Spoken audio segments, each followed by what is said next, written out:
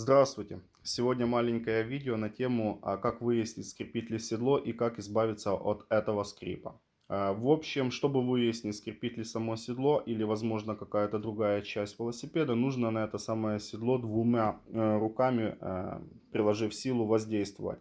Каким образом? Понажимать, попробовать покрутить туда-назад. Если во время этих манипуляций у вас возникает сторонний шум, сторонний скрип, соответственно, с вероятностью на 90% можно говорить о том, что виновато седло. Какие же причины? Их есть основных две причины. Первое — это так называемый замок, да, вот этот механизм, который держит само седло. Конкретно у меня он состоит из одного прижимного болта, вот его видно, под шестигранник. Возможно, два болта, в зависимости от марки и производителя.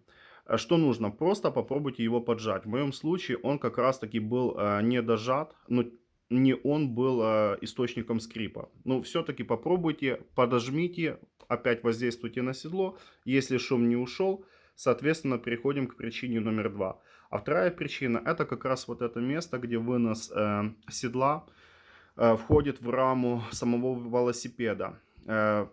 Конкретно причина, почему возник этот шум, я приблизительно понимаю. Она была в том, что когда я купил велосипед, этот зажимной болт был не зажат, был определенно маленький люфт, и там сформировалась стружка. После того, как я уже отрегулировал вынос седла под свой рост, я зафиксировал, затянул, все нормально, то есть абсолютно четко стояло седло, но в процессе езды стал возникать вот этот скрип, все громче, громче, громче. В общем, что нужно сделать? Откидываем защелку, вытягиваем вынос седла, он из себя представляет просто трубу, то есть не волнуйтесь, там ничего сложного, просто достали и вытянули. Взяли сухую тряпочку, салфетку, обязательно сухую, и тщательно вытерли сам вынос и внутреннюю часть как раз вот этой трубы рамы.